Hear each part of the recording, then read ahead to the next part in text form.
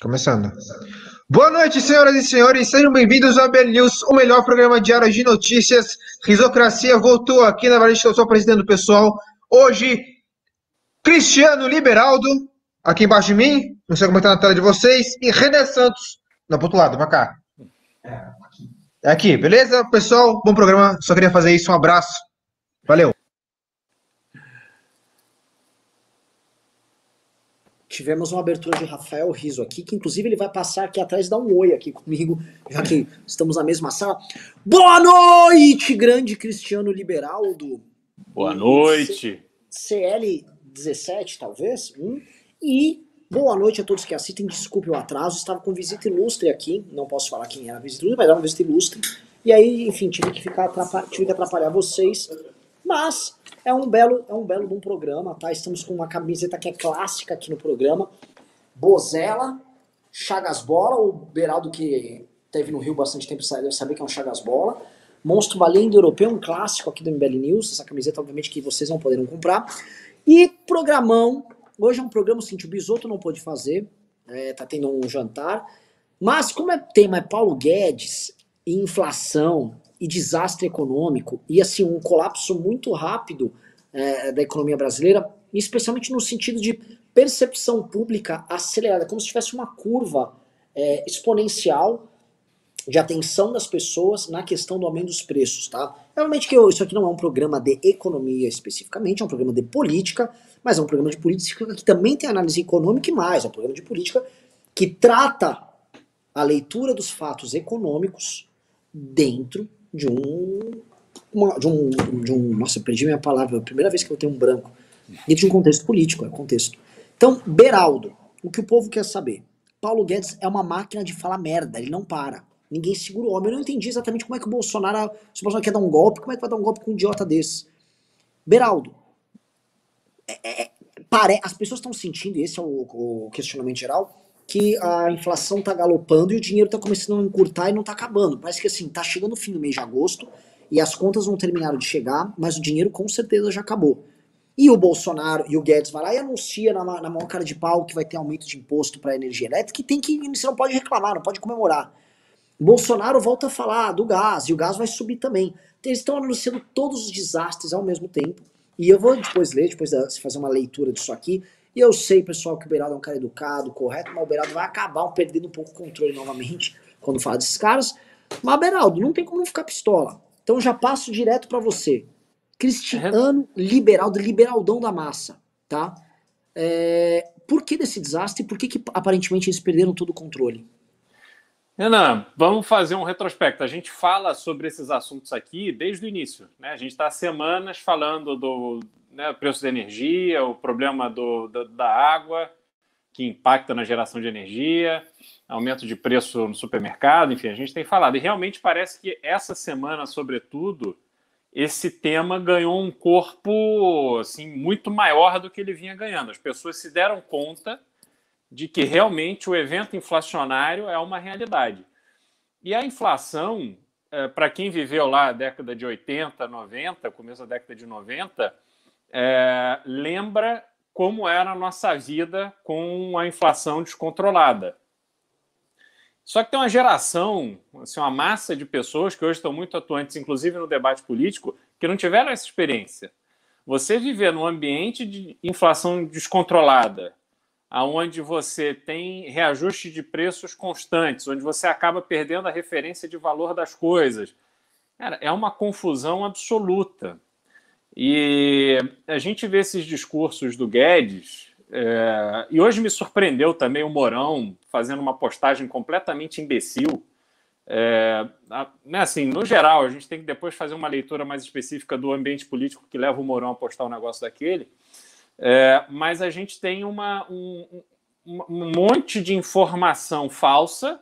Então, por exemplo, a inflação está em 9,5%. Inflação geral, mas a inflação da cesta básica está 20%. E o que importa para nós? Importa isso. É você ir no supermercado e pagar mais caro nas coisas que você está comprando, e significativamente mais caro. E no supermercado você consegue escolher. Então você muda de marca, você procura um produto substituto, Mas, por exemplo, energia elétrica. A gente não tem um contador de energia, de consumo de energia nas nossas casas.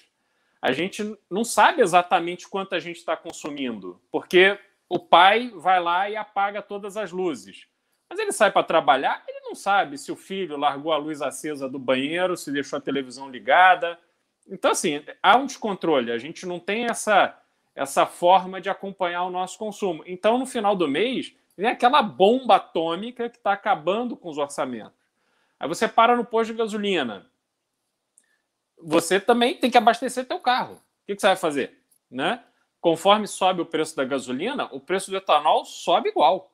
Apesar dele ser um produto produzido no Brasil, a partir da cana-de-açúcar, nas mesmas terras onde é cultivado há anos e anos e anos, se tem espaço para o usineiro ganhar mais, ele quer ganhar mais. Se tem espaço para a distribuidora ganhar mais, ela quer ganhar mais. E, sobretudo, se tem espaço para o dono do posto ganhar mais, ele vai ganhar mais. Por isso que essa PEC que o Bolsonaro apresentou, fazendo um discurso de que ele estava tomando medidas liberais para tirar o intermediário, que é a distribuidora do comércio de combustível, você realmente acha que com a gasolina nesse preço, o dono do posto vai vender mais barato? Para quê? A usina vai abrir mão em nome do consumidor para não ganhar tanto dinheiro? Pô, esquece, isso não é assim que funciona. Né? Então, o problema ali é muito mais amplo. E aí a gente vê o governo, primeiro ele vinha focando no que não era importante, no supérfluo. Né? Os discursos eram só espuma, ninguém estava chegando na Coca-Cola. E aí os assuntos que são essenciais, que é como é que a gente vai resolver o problema da falta de competitividade na venda do combustível para o consumidor. Porque a gente tem um problema original, que é a questão da Petrobras ser a única refinaria, ou não a única, mas ela tem 98% do refino do Brasil. Então, como é que a gente vai tratar disso? Consumo de energia. Como é que a gente vai... Qual modelo a gente vai escolher para que o Brasil pare de depender, tendo em vista que a gente tem uma base de produção energética que é hidroelétrica, é a mais pura que existe, o Brasil é abençoado por causa disso. Mas se a gente está com um problema crônico de chuvas, a gente tem que trabalhar na interconexão dos reservatórios, onde isso é possível, e a gente tem que trabalhar em fontes alternativas de energia, mas não nesse modelo das termoelétricas, onde o governo faz uma licitação para um empresário investir na construção de uma termoelétrica e ele constrói para deixar a termoelétrica parada. E o governo paga para a termoelétrica ficar parada para o governo usar quando ele precisa, que é agora. Só que agora ele tem um preço de energia que ele paga para as termoelétricas que é absurdo. Então, por mais que a gente tenha uma produção eficiente com base hídrica, mas na hora que você coloca o custo da termoelétrica, aí explode essa bandeira vermelha, A, B, C, D, E, F, e a gente vai ficar aumentando essa bandeira ad eterno porque a gente não atacou o cerne da questão. Então, por exemplo, prédios públicos. Você quer lugar onde mais se maltrata o consumo de energia elétrica do que prédio público? E maltratar o consumo de energia não é só largar a luz acesa, é não ter um projeto de modernização de toda a infraestrutura elétrica. Pô, o Museu Nacional lá no Rio pegou fogo, destruiu uma parte enorme e extremamente importante do nosso acervo histórico, do acervo histórico do Brasil, porque não tinha uma estrutura elétrica, um museu daquela importância não tinha uma estrutura elétrica decente. Né? E aí, obviamente, também não tinha uma estrutura de combate a incêndio decente. E a gente vai vivendo esses absurdos. Entra num lugar qualquer público, vê quantas lâmpadas de LED tem, quantas placas fotovoltaicas para fazer energia solar tem. O que o governo tomou de iniciativa? O governo tem tanta área. Por que não fez uma fazenda de células fotovoltaicas para poder anular o consumo do próprio governo na rede elétrica? Porque o governo deve ser o maior consumidor de energia do Brasil. Então, que medidas ele está tomando para tirar a sobrecarga da rede? Não está tomando nenhuma, porque disso ninguém quer tratar. Qual é gasolina? Qual é o esforço que o governo fez? Isso é uma coisa que o Arthur pode propor, hein? Claro. Não, e outra coisa, Renan, consumo de combustível. Cadê o incentivo para o carro elétrico? De verdade. Porque não dá para você... Não, traz o Tesla que custa 500 mil reais. Porra, aí realmente está de sacanagem. Agora, cadê o incentivo para vir o carro elétrico? Cadê o incentivo para trocar a frota de ônibus das cidades por ônibus elétricos? Porque já tem empresas fazendo isso. Cadê o incentivo para você ter os caminhões rodando ou com gás ou com energia. Então a gente não vê isso de forma efetiva, né? Vamos fazer um projeto para modernizar 100% da nossa frota. Cara, isso não existe, entendeu?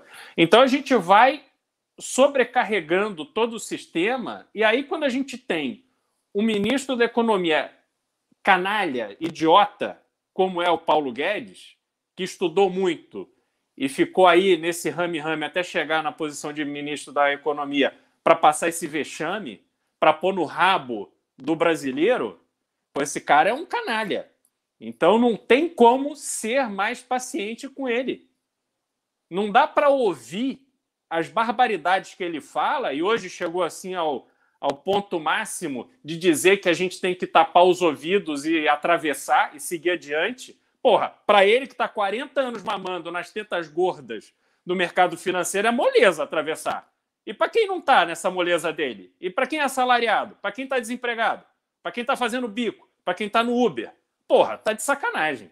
Entendeu? Então, o brasileiro não pode ser tratado com esse nível de irresponsabilidade, com esse nível de desapreço.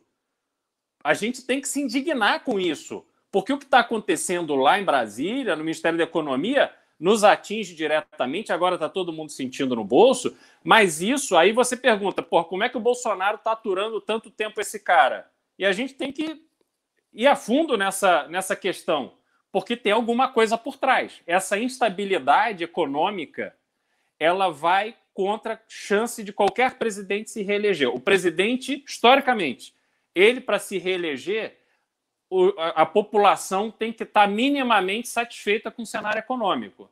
Não dá para ele ter mergulhado o Brasil, falando do Bolsonaro, mergulhado o Brasil nesse caos institucional e ter pressionado tanto o orçamento das famílias e achar que ele vai ser reeleito. Então, como ele não está tomando medida nenhuma em relação a isso, de duas uma, ou ele não está planejando precisar de uma reeleição, ou ele não sabe exatamente o que está errado. Ele está com medo, está com receio, não está conseguindo, está inseguro de tomar decisão.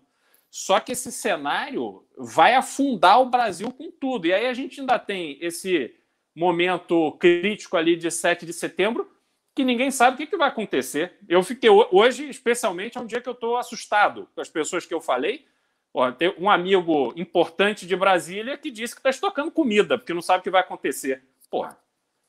Entendeu? Então, assim, o cenário não é bom, as pessoas precisam compreender que a gente tem uma chance concreta na mão de manifestar a nossa insatisfação no dia 12 de setembro, e a gente tem que se contrapor a essa esculhambação que está acontecendo a partir do Palácio do Planalto. Nós não podemos deixar isso acontecer no Brasil, não. A gente não quer voltar à realidade que a gente vivia na década de 80 e início da década de 90. Porque isso só atrapalha a distribuição de renda, os ricos vão ficar cada vez mais ricos e nós todos vamos nos fuder. Então, a situação é grave, as pessoas precisam ter consciência disso. Olha, eu vou, antes de concordar com o que você falou, que eu ainda vou chegar no melhor ministro da história, que não é o Guedes, é o Tarcísio, né? Porque muito do que você está me narrando aqui é o seguinte: se nós vai, Torinho! Vai, Torinho! Melhor ministro da história! Esse cara prometeu pra gente, o Pablo Spyer, lá da PAN, que o Tarcísio é o melhor da história. Coppola também. O Coppola achou no debate que ia tirar carta Tarcísio, prepare-se. Aí falou, construiu 1.300 quilômetros de estrada. Só o estado de São Paulo já tá em 3 e pouco. Só o estado de São Paulo. E aí, gente, energia elétrica é infraestrutura. As questões hídricas são infraestrutura. E olha só, energia elétrica, investimentos, as PPPs em petróleo, que aliás foram todos um desastre, as tentativas que eles foram fazendo nesse governo, tudo isso faz parte da pasta e do trabalho que o senhor Tarcísio deveria fazer, mas como ele quer inaugurar pontezinha e o Bolsonaro fala, eu ganhei uma ponte aqui, ó. Como eles querem ficar jogando isso, eles empurraram para lá todo o debate sobre infraestrutura no Brasil, que não existiu. Só que as pessoas, enganadas pelo mercado financeiro, foram levadas a crer que estávamos investindo, que agora que temos militares, gente séria, as coisas... E não estavam andando. E não tinha um planejamento sequer. E olha só, o que se comenta em Brasília, a partir de novembro, é racionamento ou apagão. Vocês que estão vendo esse programa agora, O problema é que ninguém fala. Governadores não estão falando. João Dória não está falando dos reservatórios de água aqui em São Paulo. Ninguém está falando. Tá com menos água. A capacidade de produção de energia, que é hidrelétrica aqui no Brasil, está menor. Não está chovendo. A situação está desesperadora. Não houve aumento. Isso é bem claro. Na nossa capacidade instalada para produção de energia. E sem isso, sem investimento, nós estamos lenhados. Aí vamos gastar com termoelétrica? Vamos comprar hidrocarbonetos em geral para ficar torrando, poluindo? E eu nem vou entrar no aspecto da poluição. Vamos lá, vamos torrar petróleo, vamos torrar diesel, por exemplo, que está cada vez mais caro? Prestem atenção que a energia elétrica é um dos fatores centrais na composição de preço, porque qualquer atividade industrial, para ter indústria de transformação, ou para falar da agricultura brasileira, do caminhão que vai transportar a comida da roça até o supermercado, ou o trator que opera com o diesel, tudo isso é afetado por coisas básicas, insumos básicos como energia elétrica e combustíveis, que estão ficando absolutamente mais caros, mas nós, brasileiros, os brasileirinhos, fomos levados a crer pelos tourinhos, os milhares de tourinhos, né, vai tourinho que estão espalhados pelo Brasil, falam, tá tudo bem, tá investindo, vai dar tudo certo. E tamo, lenhado. A conta do Paulo Guedes, Cristiano, isso pra mim tá ficando claro, a conta do Paulo Guedes chegou. A conta do fracasso Guedes chegou e chegou cara demais, chegou igual a conta de luz. Quem tá assistindo aqui, eu falei numa live que eu fiz agora cedo, quem tá assistindo vai entender. Tente pegar um Uber. A disponibilidade de motoristas caiu muito, em algumas cidades caiu 30%, tem 30% menos motorista. Então tá difícil, aí o motorista vê uma corrida e fala, pô, se essa corrida for muito curta e eu não tenho lucratividade, minha lucratividade é menor porque a gasolina tá cara. Então eu quero pegar corridas mais longas se eu consigo amortizar e eu aumento um pouco meu faturamento. Então o cara tá cancelando as corridas. Então tá mais difícil. Vocês devem estar percebendo isso. Quem pede Uber, coloca aqui nos comentários se vocês estão vendo isso acontecer. Tá, porque a situação tá bizarra. Até aquilo que era considerado subemprego, Uber, né? A gente fala, Uber é subemprego. Não é subemprego. Não. Quem trabalha bem ganha um valor condizente para pagar a família dele, podia ser mais, tudo na vida podia ser mais. Fato é, esses aplicativos de transporte ajudaram a manter a dignidade de milhares e milhares de famílias no Brasil, e nem isso está se tornando viável hoje. E vai acontecer o que com essas famílias? Se você é um motorista de aplicativo que está assistindo aqui, se é filho de um motorista de aplicativo, se a tua mãe é, e aí? Você vai ser levado o quê? Para criminalidade? Vai torcer para a Bolsa Família de R$400 do Bolsonaro? E assim, em vez do presidente da República estar desesperado, porque um presidente da República, per se, eu sou um presidente da República, ele deveria estar no mesmo desespero que o Fernando Henrique ficou quando teve o apagão. O Cristiano vai lembrar desse período. O Brasil não tinha capacidade de investimento alguma naquela época. A gente estava passando por crises externas, o Brasil não tinha dinheiro. O Brasil precisava ficar pedindo dinheiro emprestado do FMI para pagar as próprias contas. Me corrija, Cristiano, se eu tinha falado besteira. Mas era a situação do Brasil. Não tinha capacidade de investimento naquela época. Fernando Henrique passou um sufoco com o apagão, o PT foi para cima e aquele período, que era um período não de recessão, mas de crescimento muito baixo, estagnação, e um período de apagão, acabou com o Fernando Henrique e ajudou a pavimentar a chegada do Lula ao poder, né? O que está acontecendo aqui? O Bolsonaro, fosse este um governo sério, poderia ter ido captar investimentos e ter construído parcerias lá fora, inclusive com países que são inimigos dele, porque o país que mais investe no mundo em infraestrutura dos outros é a China, que ele vive de xingar. Ele vive de xingar. Ele não está focado no interesse. Então agora ele tinha que estar em pânico. Os custos explodindo. As pessoas ficando desempregadas. As famílias empobrecidas. E em vez de ele estar focando nisso, ele faz piada e constrói manifestação para dar golpe de Estado. Isso é de uma insanidade. Quem está assistindo aqui, assim, isso é de uma insanidade. É de Revolução Francesa. Eu não me espanto. Porque o que está acontecendo, vocês estão assistindo essa live, vocês estão entendendo isso. Toda vez que um brasileiro vai no mercado, surge um antibolsonarista novo. Toda vez o brasileiro põe o pé no mercado, ele fala, este cara é um filho de uma puta. Toda vez. Porque não dá. Os produtos estão absolutamente mais caros. E aí o Bolsonaro, ele tenta abstrair essa discussão e ir para o debate teológico. Não, mas a questão é o voto impresso. A questão que temos que trabalhar sei lá, o Alexandre de Moraes, o cara tá falando de Alexandre de Moraes, com aquela peça bosta, analfabeta de impeachment que ele protocolou lá. E as pessoas, elas não vivem de narrativa, você não consegue se alimentar de narrativa. Narrativas políticas, elas são boas, assim, você está bem alimentado, está com emprego, está morando em algum lugar, não está sendo assaltado, aí você pode se preocupar com narrativas, você pode se preocupar com felicidade, com várias coisas. Narrativa é um produto terciário para você consumir na sua vida. Naquela pirâmide de Maslow, quem conhece um pouco de marketing, a famosa pirâmide de Maslow, isso aí tá lá em cima, ela tá lá no topo. No começo as pessoas têm que comer, tem que sobreviver, tem que ter abrigo, não pode ser mordido por um leão, não pode ser assaltado na porta de casa. São as coisas básicas, e o brasileiro está sendo atingido no básico. E o Bolsonaro não se importa. O lance é quando as famílias são atingidas no básico, o líder, o presidente, ele tem que se preocupar com o básico e resolver a questão do básico. Já o Fernando Henrique ficou intenso, tentou resolver ao máximo a questão do apagão. O Bolsonaro, volto a repetir, é o cara que insuflou a greve dos caminhoneiros em 2018, porque isso era bom, porque ia gerar caos no sistema. O caos no sistema ia cair. O Bolsonaro gosta de caos. Só que agora o caos está atingindo ele diretamente. Agora, essa crise, ela pode gerar algo muito pior que ele não está imaginando, tá? As pessoas mais pobres começarem a sair na rua de verdade com raiva, e surgiu em 2013. E 2013 não é o MBL indo pra rua, ordeiro. É gente puta quebrando coisa. E aí não é só ele que vai ser atingido, é a classe política inteira. A classe política inteira morreu de medo de 2013. Eu vou jogar a bola pra você agora, devolvendo, Beraldo, sobre esse aspecto, né? Mas antes eu vou pedir pra galera, a gente tá com 2.200 pessoas, audiência subindo, legal, mas 1.100 likes. Galera, tem que meter dedo no like pra vir gado aqui, tomar aula de economia e largar de ser otário e ficar defendendo imbecilidade enquanto a porra do país inteiro tá sofrendo, tá? Por favor, deem a porra do like na live. Segunda coisa que eu peço, não quero ficar chorando aqui. Hoje tem que vir de Pix. Ontem, cara, não foi o dia mais brilhante do mundo.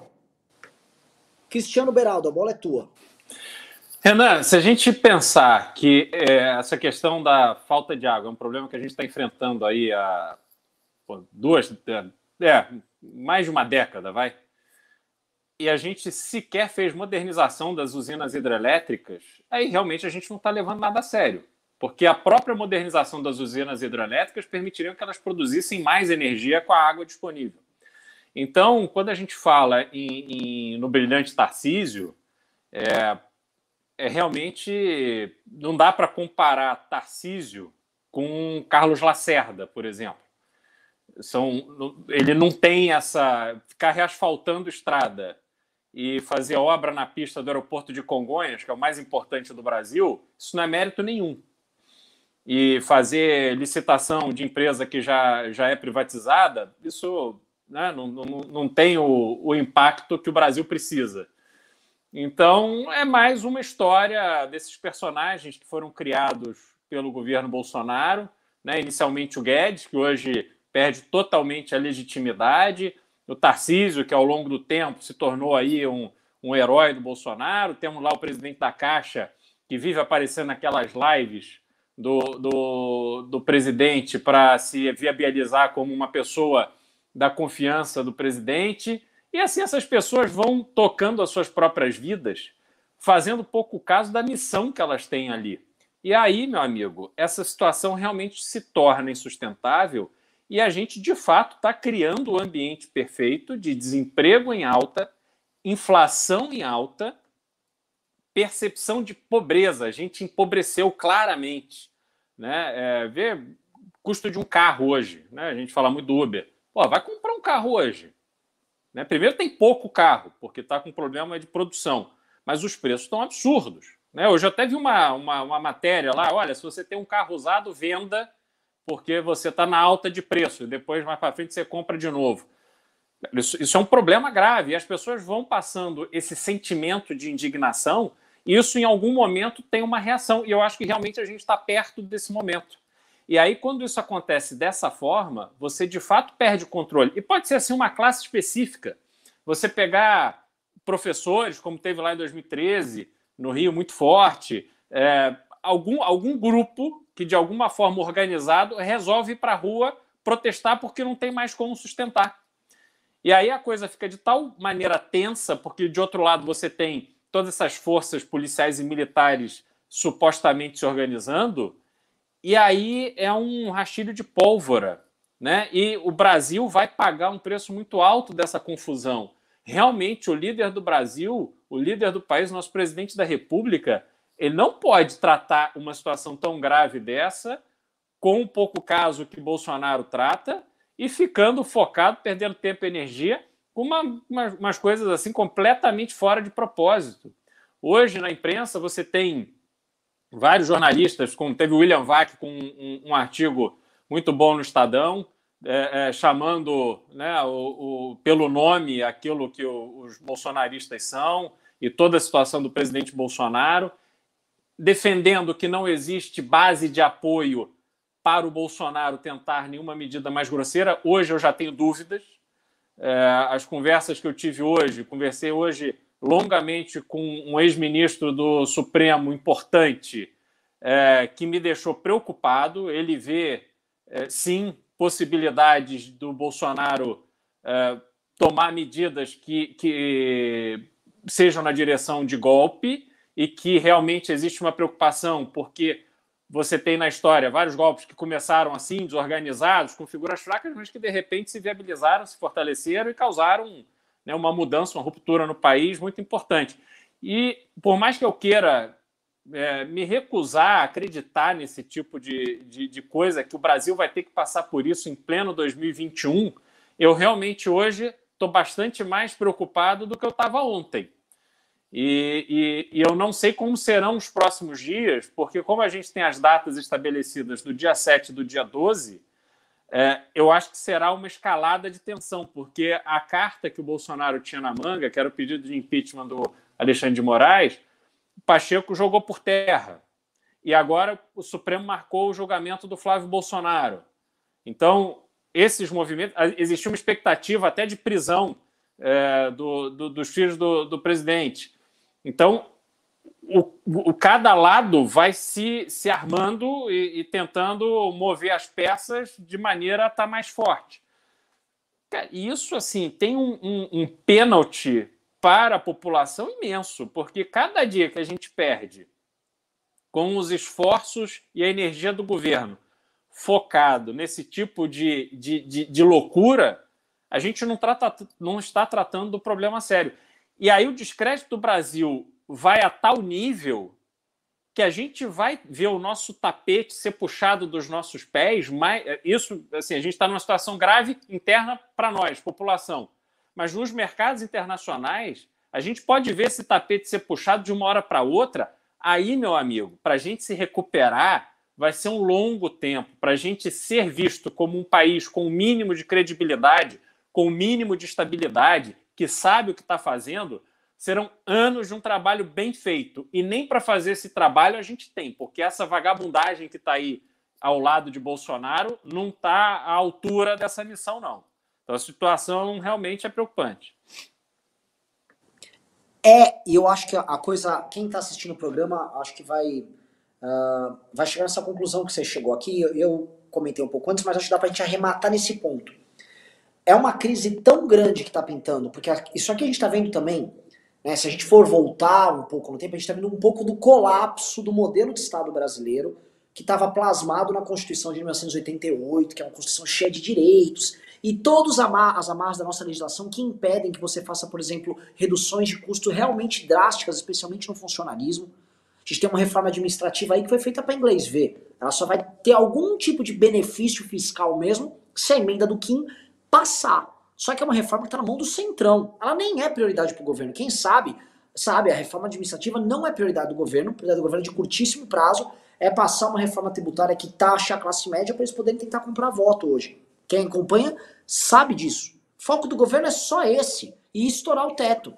Então o foco do governo, como é muito simples e óbvio, ele não tem relação com o desafio que foi trazido para o Bolsonaro. O Bolsonaro recebeu a República Federativa do Brasil, que se repactou numa Constituição, a Constituição de 88, ele pegou ela colapsando. E ele tinha que olhar o monumento do trabalho que ele tinha que ter, que foi entregue com 57 milhões de votos para ele, e ele falar, meu Deus, eu vou pegar isso aqui, eu vou pegar esse touro pela unha, e eu vou fazer reformas, eu vou unir as pessoas, vou ser um líder. E ele não quis isso. Ele quis desde o começo tentar dar um golpe de Estado. Então ele tá pouco se lixando, e ele é tão sacana, isso a gente já comentou em programas ano passado, que ele vê a crise como oportunidade. Quem aqui assistiu, eu não sei se você já leu o livro do Taleb sobre antifragilidade, ou a tese da antifragilidade. O Bolsonaro se coloca como um antifrágil, né? O antifrágil é diferente do resiliente. A tese do Taleb é o seguinte, é até legal de comentar com isso aqui, que é um tema interessante. Ele diz que no passado as pessoas elas falavam muito em fragilidade versus resiliência, ou seja, por exemplo, eu sou uma pessoa frágil, tá? Eu sou fraco, então os problemas vêm e eu não resisto. Ou eu posso ser sou uma pessoa resiliente, o problema vem e eu resisto como uma rocha. Ele falou que não, cara, cada vez mais. E até com, né, isso já acontecia ao longo da história, mas ele acha que graças a essa nova sociedade que vem se formando, e ele usa esse exemplo muito no mercado financeiro, você tem que ser antifrágil, como se fosse um líquido. Né? Você toma a forma, algo te bate, você toma a forma dele. Se tá pegando fogo, você anda sobre as chamas. Né? Você se adapta à crise e aí você vive na crise melhor do que o resiliente. O resiliente racha, ele quebra, e que o frágil que é frágil.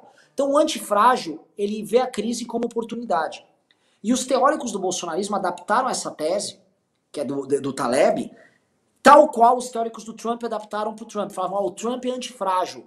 Vem uma acusação pro Trump, ele usa ela a favor dela. O Trump, a crise é bom, a bagunça é boa pro Trump. E o Trump acredita nisso, e o Bolsonaro foi levado a acreditar nisso. Então, para o bolsonarista, viver em crise é melhor do que estabilidade, que com crise o Bolsonaro cresce e o adversário não. Pegando um exemplo nos esportes, é como se o Senna fosse um piloto antifrágil.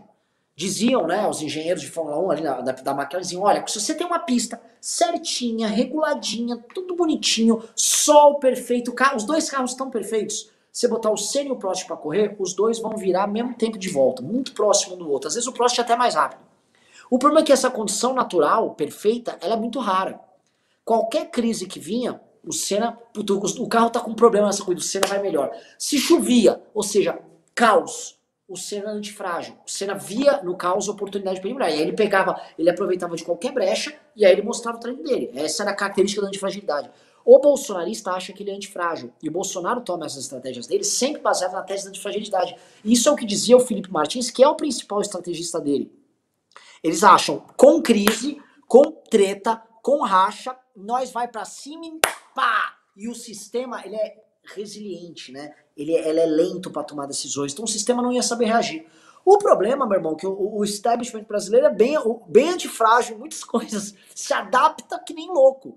O Ciro Nogueira vai estar com o Lula e com o Bolsonaro ao mesmo tempo, né? O Alexandre de Moraes, ele é extremamente antifrágil. Então ele não contava que o sistema era antifrágil também e que o Bolsonaro é uma mocinha nesse jogo. E o Bolsonaro foi ficando fraco e perdendo, só que ele só esquece um detalhe. Beleza, jogo de antifrágeis. Quem tá se fudendo e quem é frágil nessa história é a população. Que não dispõe dos meios que o Bolsonaro dispõe pra ser antifrágil. Muito fácil ser antifrágil como o Bolsonaro, mamando nas telhas como ele mamou a vida inteira. Aí você pode falar que você é antifrágil, né? Quando você tá alimentando, tudo certinho, com os filhos lá. Aí, antifrágil. E o cidadão que não é antifrágil? Aí fica foda, né? Então eles ficaram nesse jogo político, joguinho de guerra política, até agora. E tá dando bosta. E assim, eles esqueceram que tem um país pra administrar. E reparou, Beraldo, eu vou passar agora a bola pra você, que tudo que se debate sobre governo Bolsonaro, sobre crise, não envolve problemas reais do Brasil? Não sei se você percebeu. Vou fazer uma pergunta, vou jogar agora pra você, porque quem tá acompanhando, a gente tá com 2.500 pessoas aqui na live. Galera, o Beraldo está preparando o plano de governo do Arthur. Você vai ter que lidar com o Arthur com problemas reais. O que se fosse assim, ó, Bolsonaro caiu, a gente sentou lá com o Mourão, chamamos o Meirelles. O que tem de premente, assim, amanhã pra mexer, pra gente falar um pouco de problemas brasileiros e soluções? Renan, a economia ela vive muito de percepção. O primeiro passo é a gente passar credibilidade para a economia brasileira. Então, eu acho que o Meirelles prestou um serviço ao país ao longo dos anos dele, mas o Meirelles também está com quase 80 anos. Não dá para a gente, né, abraçar o Meirelles para sempre. Mas a gente tem figuras extremamente respeitadas, e aí tem que ser alguém respeitado não só no Brasil. E no Brasil tem que ser respeitado. Não pode ser Cordeirinho de Faria Lima, não. Que isso é o que acontece. Você tem uma série de ministros que sentam ali. O Palocci era médico, era prefeito de Ribeirão Preto. Aí ele assume o Ministério da Economia, uma coisa assim completamente desconexa, se você, né, observar. E aí ele rapidamente entrou ali naquele ambiente do mercado financeiro, passou a mensagem de que ele não representava um risco e começou a operar ali agradando aquela turma. Então tem que ser alguém que seja respeitado, que se faça respeitar e que tenha credibilidade no mercado externo. Porque o que você tem que fazer no Brasil, as medidas que você tem que tomar, elas são medidas... você tem uma série de coisas imediatas que você tenta dar uma arrumada na casa no curto prazo, mas a criação de emprego, a redução da inflação, a expansão do crédito, a redução do custo dos juros para o consumidor. Porque, para mim, comparando o Brasil com os Estados Unidos, onde eu morei 8 anos, o que faz os Estados Unidos ir tão bem? Algumas coisas. Primeiro, respeito às forças de segurança. Então, você está na rua nos Estados Unidos, você vê um policial, você respeita aquele policial. Aqui no Brasil, em muitos lugares, você, às vezes, tem mais medo do policial do que do bandido. Segundo, taxa de juros. O custo do dinheiro é baixo. Então, as pessoas conseguem viver dignamente se endividando. E elas sabem que o que elas precisam trabalhar para pagar aqueles juros é razoável, está dentro do razoável. Tanto é que, se a gente observar a crise de 2008, que ela foi uma crise de financiamento imobiliário, que depois correu todo o mercado, é porque lá o financiamento imobiliário era feito ali a 3% ao ano.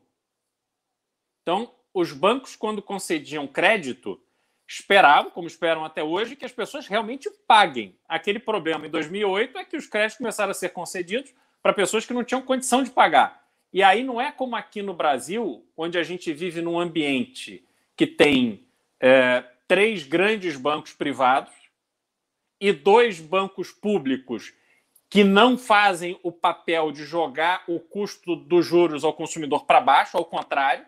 A gente vê Banco do Brasil e Caixa Econômica também com resultados muito expressivos. Mas a gente tem um custo do dinheiro absolutamente irreal, porque não dá para você... Primeiro, eu gosto muito do exemplo do carro. Vamos supor que metade do custo do carro é imposto. Então você foi lá na Volkswagen, comprou um carro. Aí você financia esse carro. Em 60 meses, você vai pagar 2 carros. No final de 5 anos, você vai ter trabalhado 5 anos e de cada R$100 que você colocou naquele carro, 50 vão para o banco,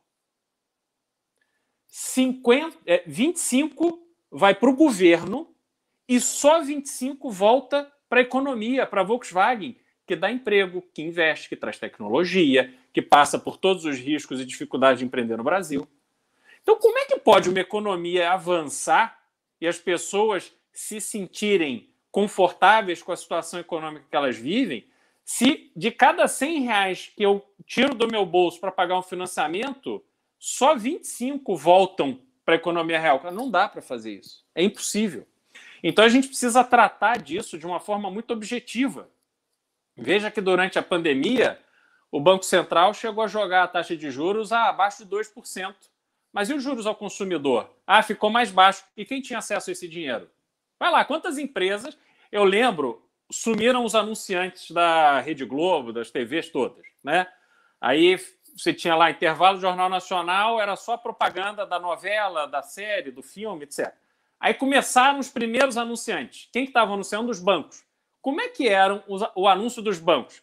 Era uma coisa quase emocionante. O pobre coitado do empreendedor pequenininho que ia lá no Banco Itaú, aí ele dizia que ele tinha uma dívida, e aí que o gerente, que era muito legal, pegou a dívida dele, parcelou e deu carência. Cara, vai ver o custo daquela grana. Era um negócio absurdo. Eles não estavam ali ajudando o empreendedor. Eles estavam pondo no rabo do empreendedor, até porque o banco não sabia se aquele empreendedor ia sobreviver. Então o custo do dinheiro ficou mais alto.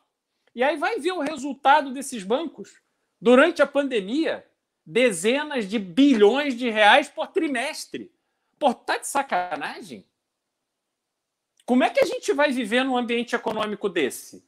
Então você tem coisas extremamente específicas que precisam ser trabalhadas para poder viabilizar as empresas a conseguirem crédito para investir, as pessoas a conseguirem crédito para empreender, e a gente tem que mudar uma lógica que tem no Brasil há muito tempo, que é a lógica do rentismo. Isso o Ciro Gomes fala muito, e isso é um problema. Por quê? Porque se o teu dinheiro rende muito no banco, eu não preciso tomar risco. Eu deixo lá e fico em casa dormindo e meu dinheiro está rendendo, né? A taxa de juros ela não pode ser confortável o suficiente para isso valer a pena.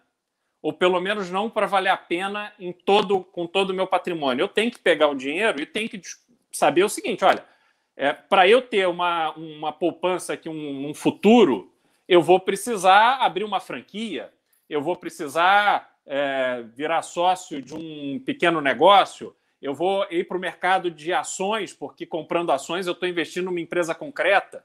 Então a gente precisa migrar esse dinheiro que fica ali na poupança, que fica no CDB, para coisas mais produtivas. E a gente só consegue fazer isso trabalhando a taxa de juros, desde que a gente também repasse essa queda de juros para o consumidor. E aí você tem que pegar a população que vai empreender, e a gente pode, assim, é muito fácil você enxergar isso, porque é o caso de cada um de nós. A gente, para poder abrir um negócio, do que a gente vai precisar? Bom, a gente vai precisar de dinheiro, já tratamos disso, o dinheiro tem que ser mais barato. A gente vai precisar contratar. Como é que você vai contratar no Brasil alguém CLT? Estou começando meu negócio, vou abrir minha lojinha. Estou achando que o mercado está bom, vou abrir minha lojinha, vou contratar um vendedor, um caixa e uma pessoa para limpar a loja, para manter a loja em ordem. Aí vou contratar todo mundo CLT. Eu já estou correndo risco. Eu estou dando oportunidade para 3 funcionários. Aí eu vou pagar 100% do que aqueles funcionários têm de salário. Para onde vai metade do dinheiro que eu pago? Metade vai para o funcionário, metade vai para o governo. E aí a gente tem a ilusão de que esse governo federal, são os Paulo Guedes da vida e outros tantos, que vão saber cuidar do nosso dinheiro para o nosso futuro. Para que eu quero confiar a minha aposentadoria e o meu futuro na velhice na mão de um canalha chamado Paulo Guedes e da sua equipe? Porra, eu não quero fazer isso.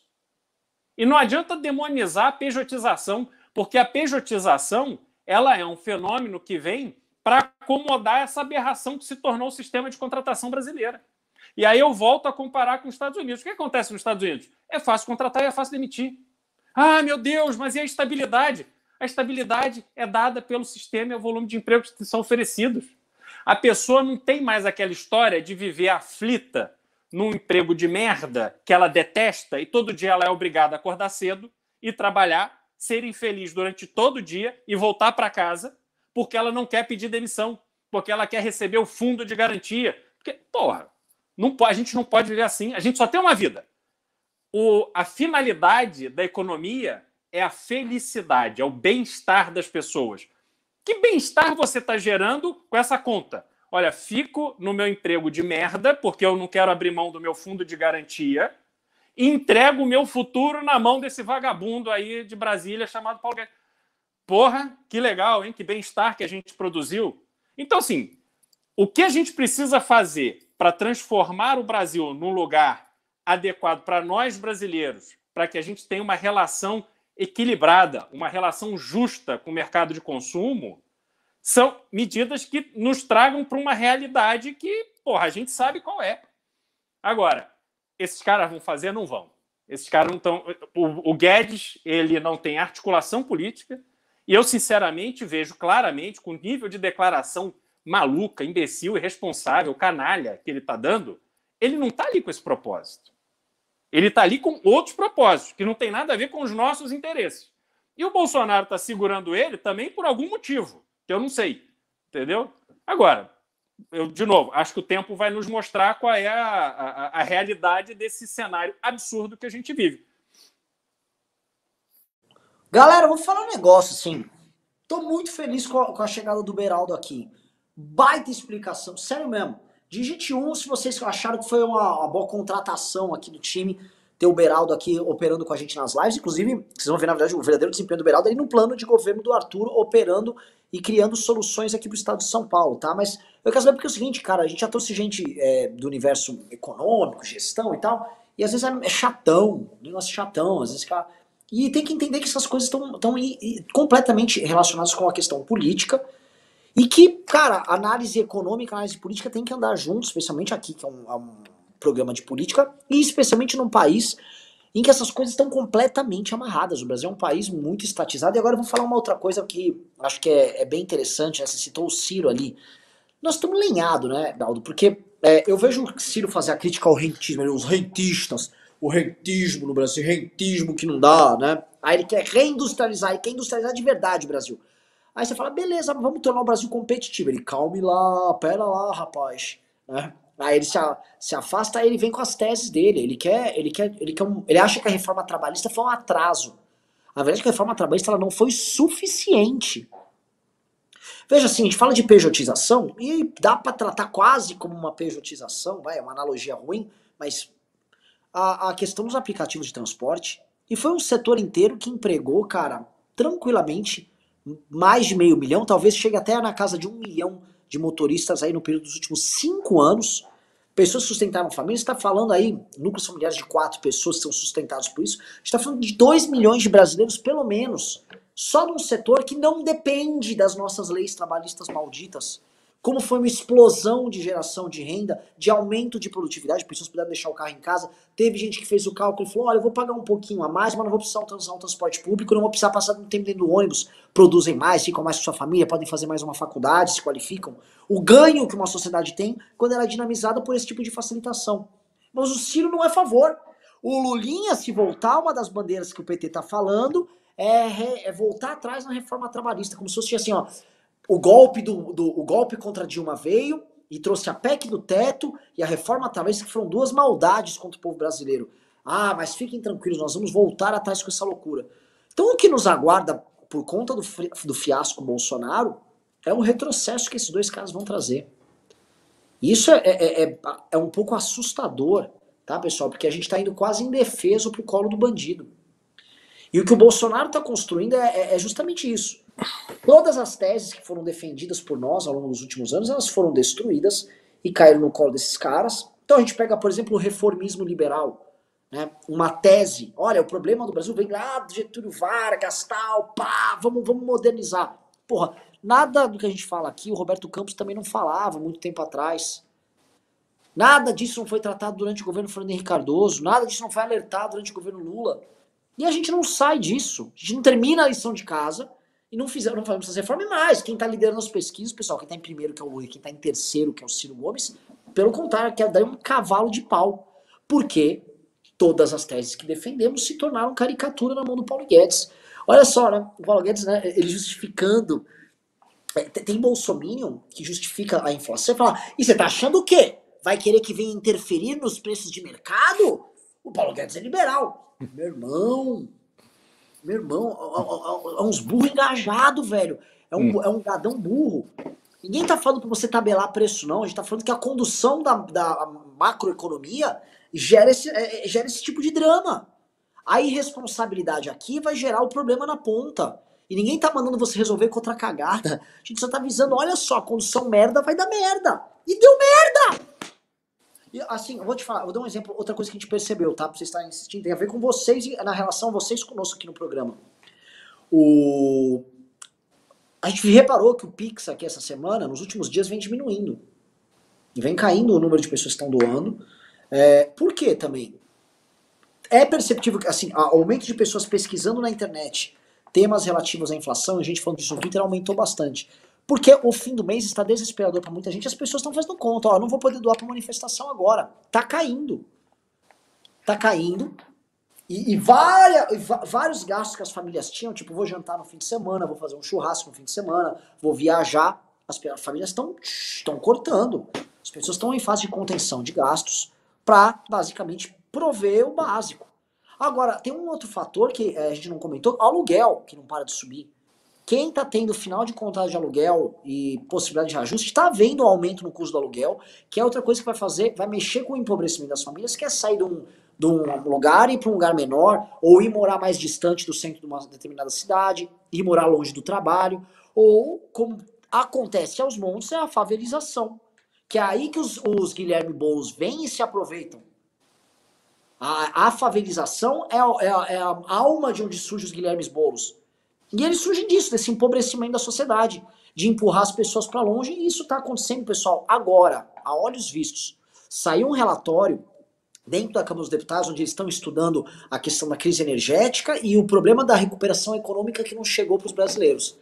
E eles falam o seguinte, olha, certos setores, especialmente os setores mais modernos e alguns setores mais formais, eles estão sentindo uma melhora, tal, mas quem está na informalidade, não. E boa parte da economia brasileira está na informalidade. Na verdade, assim, essa informalidade ela é gigantesca, às vezes ela não é nem captada. E mesmo os setores formais, nem todos estão melhorando. Os setores inteiros formais, por exemplo, o pequeno comércio que emprega, esse está ferrado também. Ah, mas o cara que trabalha num call center, né, um emprego mais barato, mas que é formal, com um setor grande, beleza, esse está segurando, está até contratando mais gente. Então, assim, já está dado que a recuperação econômica no Brasil ela é fictícia e ela é geradora de desigualdade. Ou seja, estamos concentrando riqueza nas pessoas mais ricas e estamos empobrecendo as pessoas. E lembrando que o que chamamos de pessoas mais ricas no Brasil, via de regra, inclui em grande parte o funcionalismo público. Que não são pessoas que estão produzindo nada! Nada! Via de regra, para a sociedade. Então o funcionalismo aumentou a distância para o resto, até porque ele não foi arrochado como os demais. Só que aí vamos para a crise. Beraldo, vou jogar essa bola para você. A gente sabe muito bem que os governos estão tendo que apertar o cinto, puxa o gasto daqui e dali, só que a inflação está chegando no funcionário público também.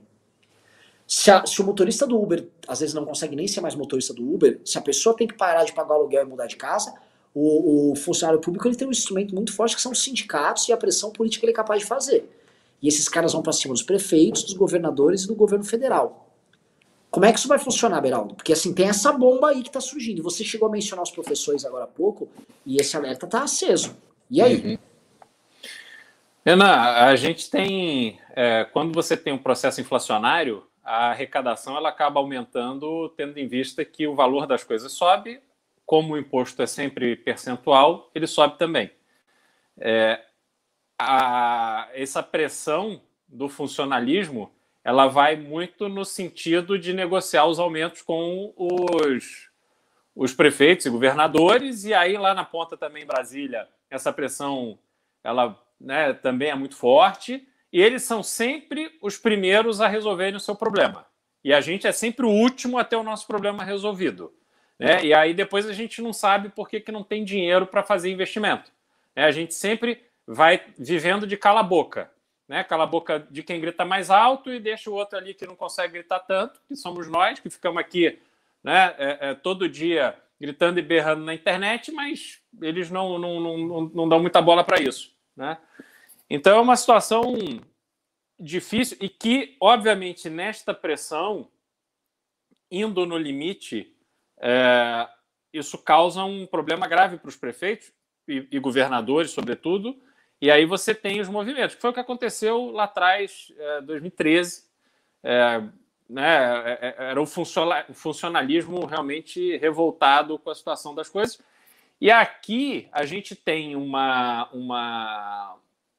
agravante de que, como o mercado de trabalho... Assim, o sistema do Brasil é muito perverso. Você tem um mercado de trabalho com alto índice de desemprego, caro para contratar, e aí você tem uma perspectiva das pessoas que elas têm que se abraçar na boia do funcionalismo público. Aí fica aquela pressão para ter novos concursos, não sei o quê, e a gente não sai dessa mentalidade de que o concurso público é para resolver minha vida.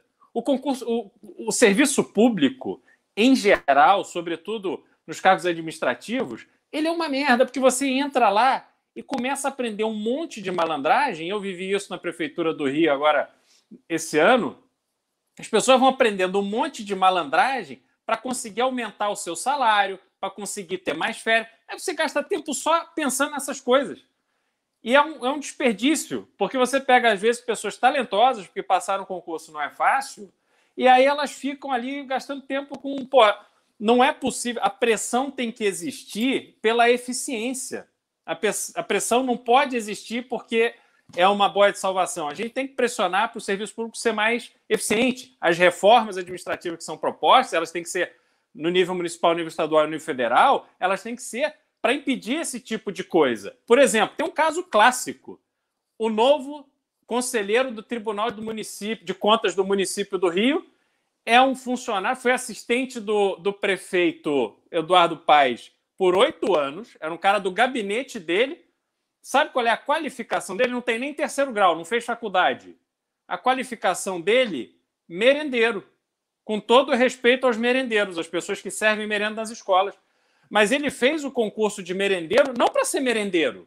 Ele fez o concurso, teve o perdão do prefeito para não precisar cumprir o seu estágio no seu lugar de origem, ficou trabalhando com o prefeito, foi incorporando uma série de valores agregados, era o merendeiro com o maior salário da história da prefeitura e saiu de lá para ser conselheiro do Tribunal de Contas, sem ter terceiro grau, sem ter feito uma faculdade.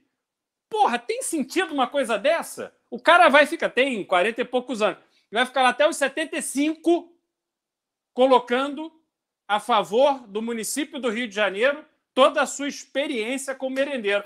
Faça-me um favor. Então a gente vive esse conflito e aí essa dinâmica ela é perversa, porque o funcionalismo pressiona, aí os prefeitos, governadores, fica todo mundo ali querendo acomodar isso de alguma forma e vai no limite.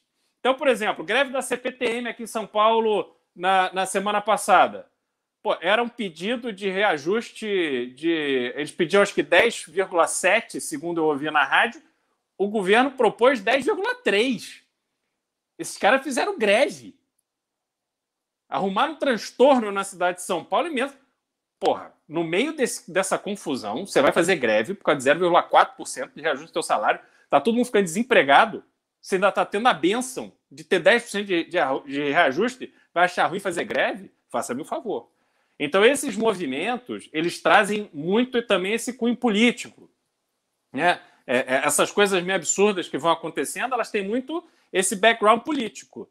E aí isso vai alimentando a desestabilização. Né? E, aí você vê, realmente, se a gente olhar para o cenário do ano que vem, como é que vai ficar essa questão da reforma trabalhista com Lula e com Ciro? A proposta, e aliás eu estou devendo aqui um vídeo sobre os absurdos ali defendidos pelo Ciro Gomes no livro dele, vou gravar esse vídeo, mas ele parte da premissa de que o trabalhador, que nós somos imbecis indefesos, que a gente precisa que o Estado nos proteja. Porra, eu não preciso que o Estado me proteja, não. Eu preciso que o Estado não me foda. Isso eu preciso. Agora, me proteger não. Deixa que eu cuide da minha vida. Deixa que eu vou trabalhar, eu vou saber como juntar dinheiro, eu vou saber o que fazer com o meu dinheiro. E se der errado, a culpa é minha. Pelo menos a responsabilidade é minha. Agora, não dá para eu apostar todas as minhas fichas nesse pessoal que são os mesmos que indicam lá presidente da Postales, presidente da Petros, da Eletros, não sei o quê, que acabaram com o futuro, com a aposentadoria dos seus aposentados, das pessoas ali que contribuem com esses fundos de pensão por causa de roubo descarado. Eu te pergunto, quantos desses vagabundos estão na cadeia?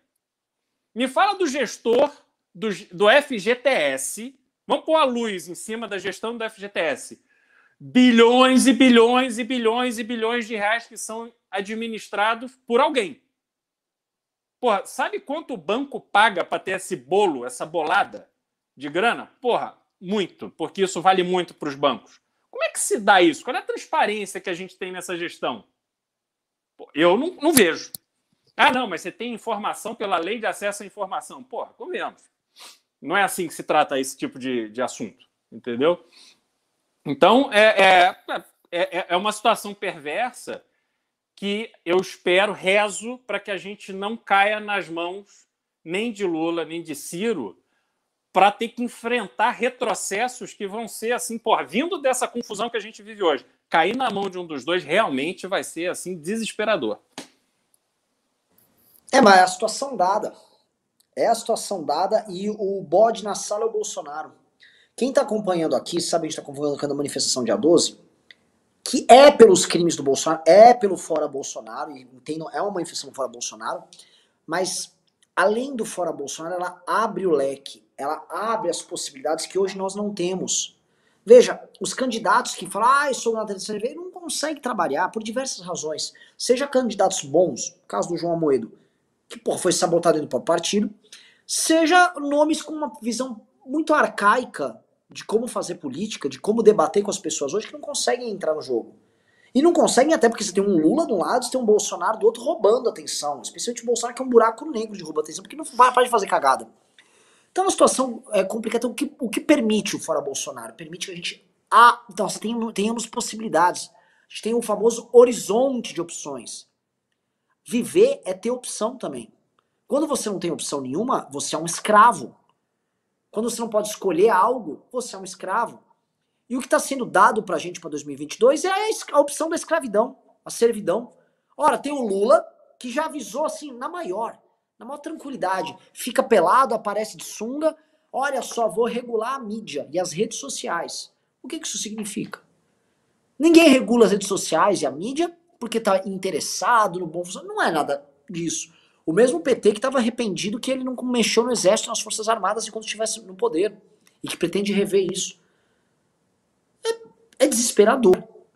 E do outro lado, um Bolsonaro que está tentando abertamente dar um golpe de Estado. Isso é uma das coisas mais insanas. Nós normalizamos a ideia de que um presidente da República, sentado no Palácio do Planalto, esteja tentando dar um golpe de Estado. Todo mundo sabe disso. Aliás, digite 2, se alguém aqui... Digite 1 se é golpe, ou 2, não. Ele não quer golpe, ele só quer aparecer. Ele está tentando dar um golpe. Ele normalizou isso, e nós estamos normalizando. Né? Tem jornais que chamam um coronel da PM, olha, este aqui é um coronel golpista, olha, este outro não é golpista, como se fosse normal. Tirou a notícia do Neymar, olha, o Neymar aqui vai jogar lá, o Messi foi pro Paris Saint-Germain, então tem um coronel golpista agora. Quê? Oi? Caralho! Como é que a gente foi parar nisso? Então o dia 12 é pra isso.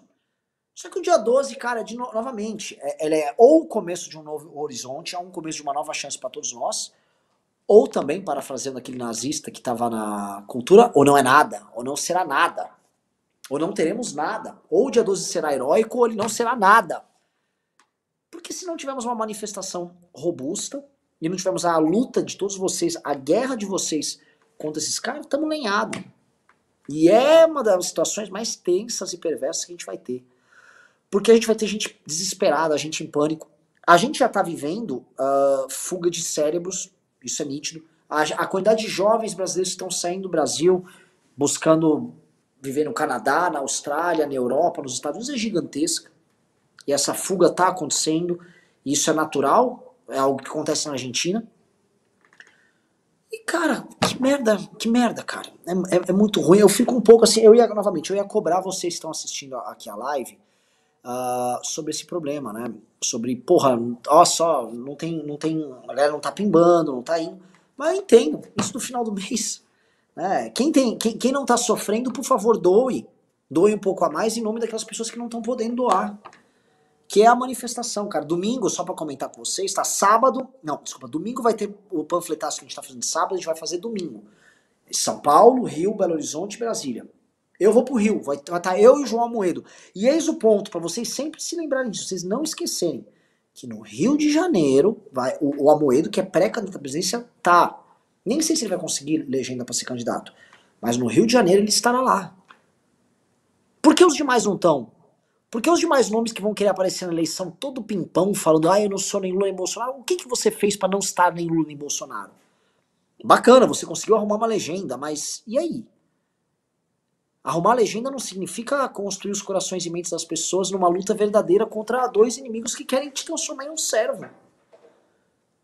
Eu fico sem energia. Aqui, quem acompanha, acho que é o terceiro MBL News seguido que eu faço, cansado. Porque eu tô cansado de ficar pedindo, cansado de ficar gritando. E é aqui, ó, um cara que falou no chat, o Astrobaldo falou, se essa manifestação der ruim, se preparem para o sofrimento, se preparem. Se preparem para um Bolsonaro falando, respirei, para uma esquerda que vai fazer outra manifestação biônica, fingindo que tem, né, uma grande mobilização, e para as forças políticas falando, vamos empurrar esse cara até o fim, e a história, quem vai pagar a conta é você. A gente vem falando, né, vocês que nos acompanham, não cobro isso de vocês, porque é triste, assim, e vocês estão na luta, vocês estão penando com a gente, mas é foda, Beraldo, é bem difícil. Eu vou pedir assim, mais uma vez, galera, mandem Pix, quem puder, manda mais, tal. Só entrou R$800 hoje, só vocês verem, segunda-feira entrou R$7.000 no Pix, hoje entrou 800. Hoje também não batemos as 3.000 pessoas na live. Mas, cara, é a vida, cara. Ou a gente vai e enfrenta, ou meu irmão. Eu vou só pra vocês entenderem o nível. Eu tô aqui no grupo do Expresso Santa Catarina. É a locomotiva lá dos meninos de Santa Catarina, né? E o que eles estão falando? Eu abro o celular, que eu fui ver agora para receber os pimbas, é a gente falando de inflação. O cara, fui no mercado, 2 sacolas, menos de 15 itens e quase R$65. O brasileiro é um sobrevivente. É só disso que se fala. Fábio Malini, que é um analista de redes sociais de esquerda, mas analista e tal, ele falou, olha, o número de menções à crise econômica e à inflação ultrapassou de qualquer outro debate político.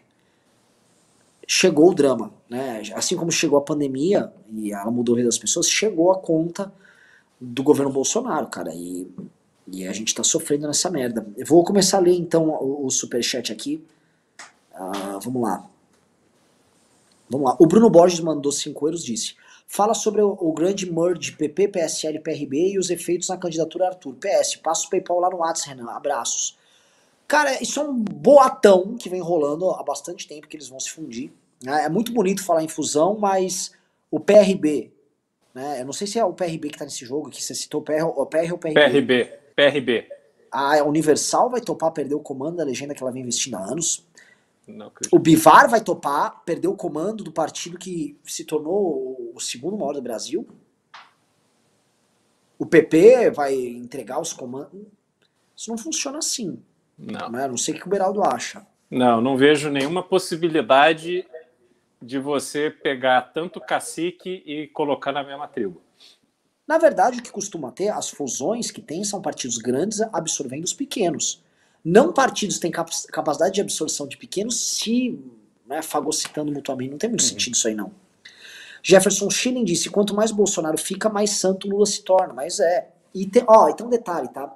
O discurso das traições do Bolsonaro era um discurso que pegava muito no público. O MBL tá nisso, operando as traições do Bolsonaro. O discurso da inflação e da perda na qualidade de vida das pessoas é um discurso que quem sabe operar muito bem à esquerda. Muito bem. O André Jardoni disse, é difícil saber quem é pior, Lula, Bolsonaro ou Paulo Palestra. Acho que o Paulo Palestra, porque se esperava alguma coisa dele, né? Na verdade, o Bolsonaro colocou todas a luz em cima do Paulo para que ele entregasse o andamento da economia. Ele em nenhum momento disse que ele sabia como tocar a economia. Vamos lá, próximo aqui. Espera um pouquinho. Oh, meu Deus do céu, perdi de novo aqui. Acho que o Couto mandou mensagem. Deixa eu dar uma acelerada. O Rogério Alves disse, Renan, a gente não tem sossego nem nas pequenas coisas. Semana passada comprei um biscoito por R$2,80, hoje estava R$3,20. Agora vem esse aumento do gás, preparem o bolso. João Vitor disse, Renan, tem 100 mil pessoas na live dos Panos nos Is. Qual o problema do nosso país? Qual o problema da nossa cidade? Eu não confio nos números da live do Pingos nos Is, não. Por que será que sim? O que faz para uma pessoa que tem uma live de 100 mil pessoas, quando você vai pesquisar o nome dos caras no Google, ele não é tão grande assim. Cadê essa? Entendeu? Ao mesmo tempo, existe o fenômeno de embolhamento também. É uma massa de pessoas muito engajada. Adilson da Rocha falou, Beraldo, você está sendo muito injusto com o governo no que tange a energia. Você esqueceu que o Bolsonaro desligou o aquecedor da piscina?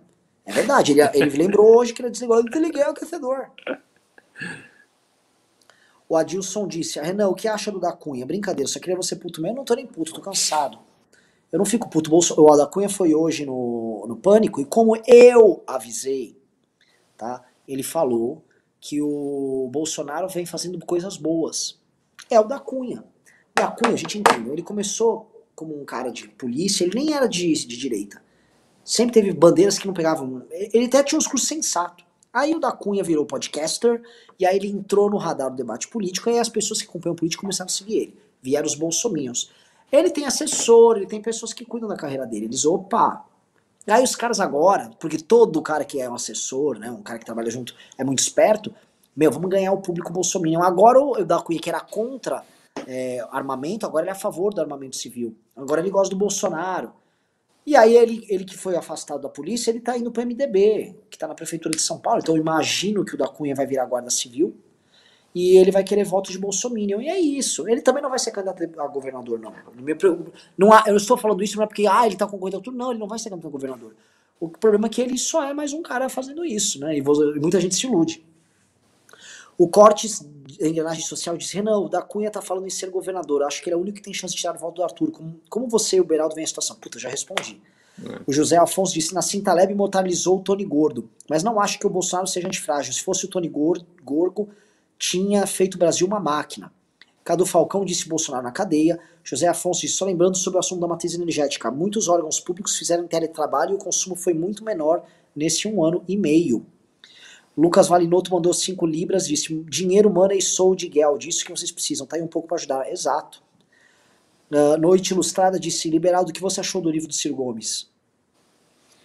O livro é uma oportunidade de deixar claro as suas contradições, né? Ele parte do princípio de está todo mundo errado, só ele que está certo, e ele propõe soluções fantásticas para problemas extremamente complexos, que não é assim. E, principalmente, ele coloca o que ele chama de neoliberalismo como uma ciência, como uma fórmula assim exata, e não é isso. Se você olhar, por exemplo, controle de estoques, os Estados Unidos faz isso há muito tempo, com isso controla preço. Você tem formas e métodos de preservar o interesse do país. É óbvio que você vai fazer isso. O Gustavo Lopes disse: liberal do ministro da Economia. O MSSD disse: que aula, Beraldo. O José Afonso disse: como informação, a média de gastos onde trabalho com a concessionária de energia foi de 40 mil antes da pandemia. Teve mês que pagamos 100 mil. Alex Samuel disse: o Jornal da Record fez uma reportagem de quase 10 minutos falando mal do Paulo Guedes. Falou que ele é descolado da realidade do brasileiro e botou o cara na fogueira. Tem algo aí, achei muito estranho vindo da Record. Eles estão uma pressão para fazer reforma, né? Ministerial. Tem isso, só que eu ouvi falar de um cara que é candidato a presidente, inclusive, que a Record já estava se afastando e cada vez mais ia se afastar do governo.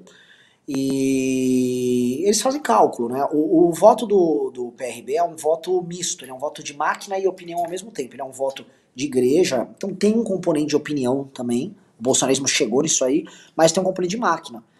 Então esses caras não podem também, assim, sair de última hora como um cara que tem voto de 100% de máquina, que não depende muito desse tipo de coisa. Eu não sei, assim, ou eles podem estar querendo um ministério, ou brigando com o governo e batendo no governo porque exigem talvez mais pressão deles para colocar o André Mendonça lá, não sei, né, o terrivelmente evangélico. Ou, cara, estão construindo o caminho deles, mas que não é padrão e não é normal, não é. Aliás, você viu a repórter da Record entrevistando a moça no posto de gasolina? A moça falou em pi, parece que quase foi combinado encolher contra aquela senhora lá, né? O que você acha, Beraldo? Mas aquele vídeo é sensacional, é a espontaneidade das pessoas diante da situação de encher o tanque. Aí o bolsonarismo responde com um vídeo tosco de um cara falando: pode estar R$30 o litro, que eu vou continuar amando o Bolsonaro. É de uma cretinice, de uma babaquice assim, sem limites, né? Mas eu acho que o PRB os republicanos agora, né? Ele vai ter muita dificuldade de desembarcar, porque quando ele desembarca, ali a estrutura ela realmente começa a ruir. Então, me parece que é mais um movimento de pressão para espaço político do que efetivamente, quer dizer, ficou fácil falar mal do Guedes. Então, mesmo os aliados estão à vontade para tentar rifá-lo. Entendeu? E ele, o Bento Albuquerque, que é uma pessoa que eu acho que está ali com boa vontade, mas, enfim, não é do ramo. E então tem essa pressão para esses ministérios importantes. Vamos lá. O John falou, às vezes a voz do Beraldo parece uma Malafaia. O Jeca Tatu falou, Beraldo é uma grande aquisição para a campanha, cara sensato com visão ampla e moderna da bagaça. Vocês acham que o Bolsonaro vai insuflar as massas à manifestação? Pessoas possivelmente armadas podem dar merda se tiver algum confronto com a manifestação de esquerda. Não haverá manifestação de esquerda no dia, a polícia evitou isso, está evitando o confronto, porque o que o Bolsonaro quer é isso, a meu ver. É o famoso first blood. Tá? A partir do momento que você tem o primeiro morto, a primeira convulsão, você gera o caos, que é instável. Vamos dizer, deu uma briga e morreu, mataram 3 manifestantes de esquerda. A esquerda convoca não sei o que, o Bolsonaro não vou deixar. É isso. O Bolsonaro também, isso comenta-se muito. O próximo passo que ele pode dar, se houver um conflito que ele quer, a meu ver, a ele impor a garantia da lei e da ordem. Que aí ele, tô botando ordem aqui! Aumenta os próprios poderes. O Congresso derruba, mas calma. Aí vai falar que, o sistema derrubou, tentei. O Bolsonaro precisa dessa escalada. É passo a passo. Ele mesmo falou, ele falou isso no vídeo dele ontem. É passo a passo, não é agora. O Rodrigo Figueiredo disse, dia 12 será só em São Paulo, eu procurei o povo do Rio de Janeiro. Não, vai ter no Rio. Leandro Oliveira disse, tá boa a equipe do News, Renan, Ricardo, Beraldo e Bisotto. Mantenham essa galera se revezando e convidados de vez em quando. Kim, Arthur, Andreasa, Joel. Não, acho que tá quarteto creme. Anderlei Pastrello disse, estamos acabados, sobretudo vai ser quem conseguir reservar um canto perto da lixeira do Fazano para catar um resto. O Leandro O disse, pessoal, sugiro fludar e pimbar em lives alias divulgando a manifestação do dia 12. Boa.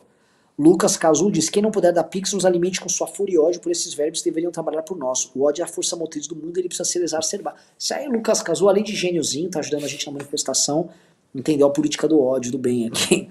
Ex-bolsonarista disse, Bolsonaro disse que não teria o toma lá da cá, inovou a política, é o toma lá, via de mão única, fatou o da cá. Não consigo aprovar nada, nem o voto impresso, estou quebrado, queria ajudar mais. Vitor Ribeiro disse, caímos vai ser lutando, mas vamos lutar para vencer, para cima deles dia 2/9.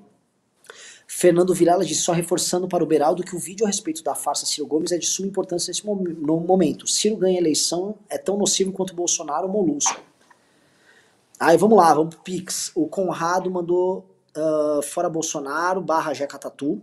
É o Jeca Tatu que mandou aqui também. O Gustavo Pires disse, doando o que sobrou do mês para derrubar esse otário. O Nicolas falou, galera, se todo mundo doar R$10, a gente arrecada R$20 mil. Pô, bora. Isso é verdade, gente. Se todo mundo agora mandar o Pix é esse aqui, ó, suporte@mbl.org.br. É R$10, R$20 que vocês mandem. Resolveu. Muito! Porque agora é a reta final e tá aumentando os gastos. O gasto vai aumentar porque a gente tem que ajudar o Rio, tem que ajudar a Brasília. Eu tô preocupado. Não pensem que eu não tô. Tô bem preocupado com a manifestação. O Francisco disse, Renan, Ricardo, não perca uma live. Mora a 300 km da capital e eu vou fazer de tudo pra ir. Vocês são a linha de frente contra o Covid-17. Guilherme Veloso disse, 10 todo dia até o dia 12, é o que posso. João Pedro disse, Renan, hoje o delegado da Cunha no Pânico disse que acabaria com o PCC em 1 minuto. Daí o Marinho perguntou como seria isso e foi cortado.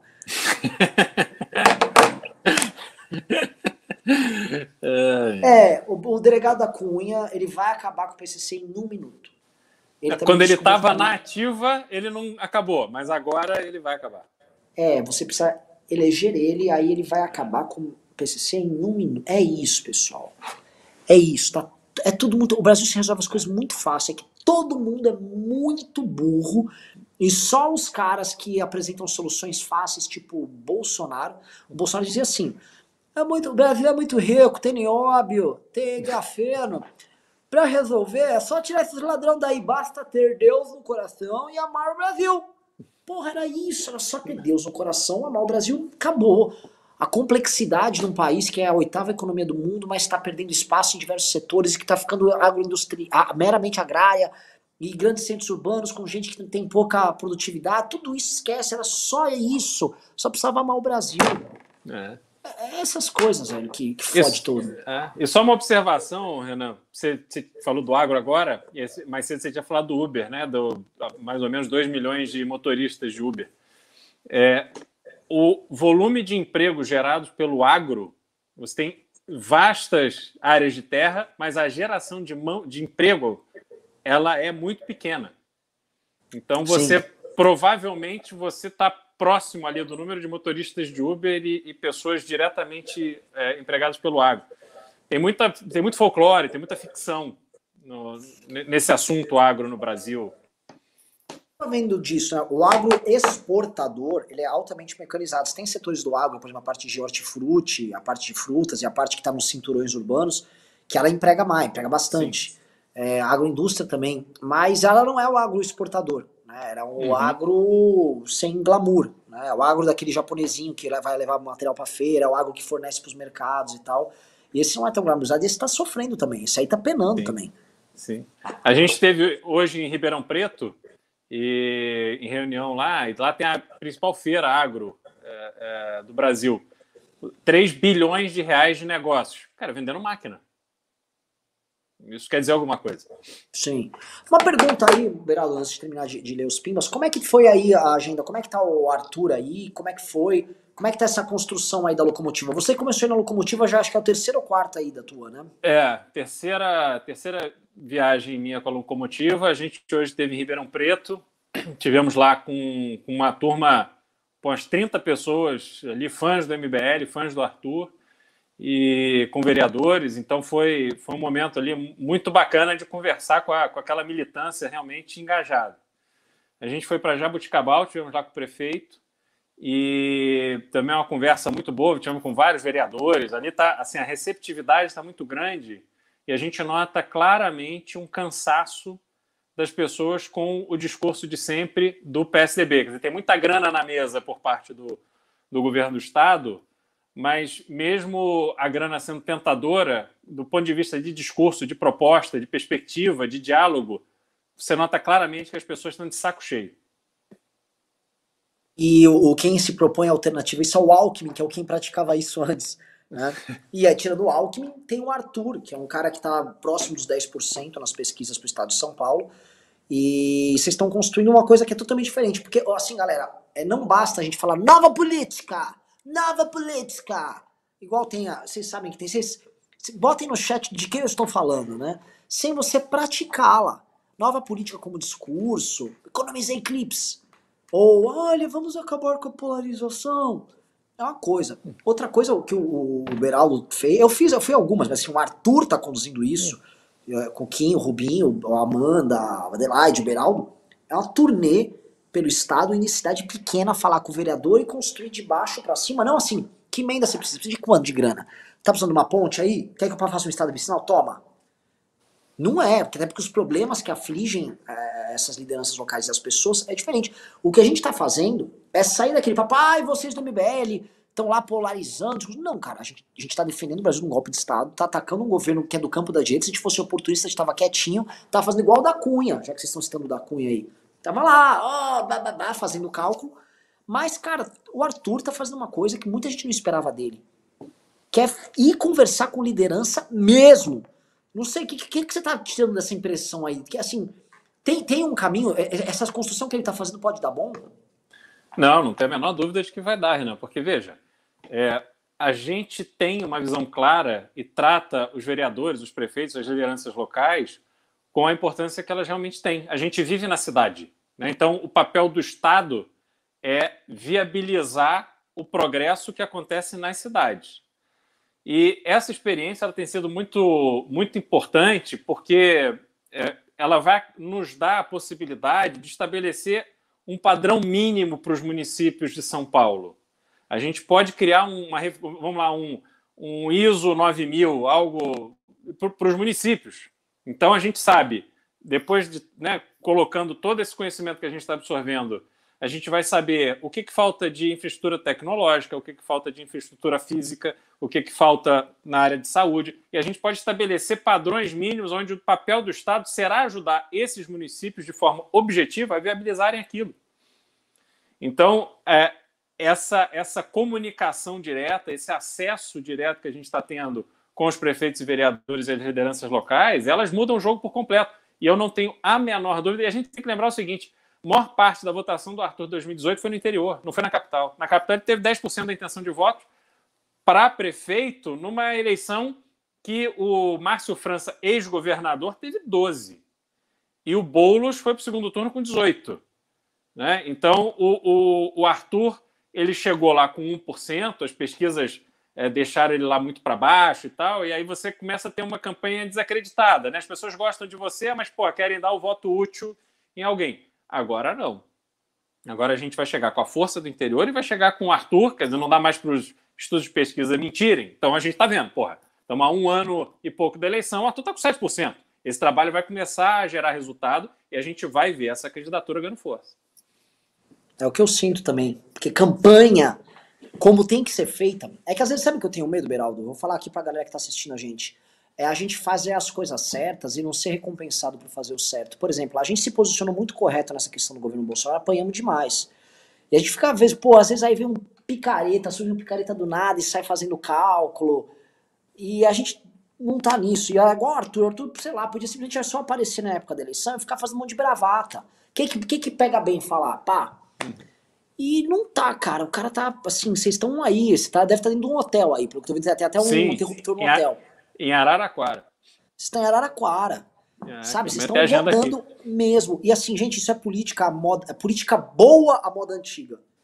Tá? Nova política é ficar na internet lacrando, fazendo lives gigantes, falando absurdos. Ir lá visitar, isso é muito... Mas assim, você não vai conhecer o problema da cidade e das cidades, do estado, São Paulo é um estado que tem mais de 500 cidades. Se você não for e não conversar e não entender, não respirar, não ir no bar, aí você vê que a calçada tá quebrada e que a estrada vai ensinar uma merda e não pegar um buraco na estrada. Se você não viver isso, você não vai conhecer. E isso eu acho revolucionário, isso eu acho muito louco, Beraldo. Isso eu acho, assim, meritório. O Catatal mandou, você acha que o Liberaldo é gado? O Liberaldo não é gado, não. Paulo Guedes está tirando tudo, o Liberaldo é privatização. Esse aqui é o suposto jingle do Liberaldo. Fábio Portugal disse, toda live essa palhaçada de da Cunha. Lê mais e não, Renan, só ignora essa galera. Eu também acho. Até porque eu não quero ficar me dispondo com o da Cunha aqui. Os fãs do da Cunha vêm aqui encher o meu culhão. E assim, eu não quero, dele que se dane, não quero falar mal do cara, não. Mastrange disse, a análise do Beraldo é perfeita. Eu disse pra ele hoje em Ribeirão que o país não precisa de engenheiros, mas sim de técnicos. Não encontro trabalho e estou sendo compelido ao serviço público.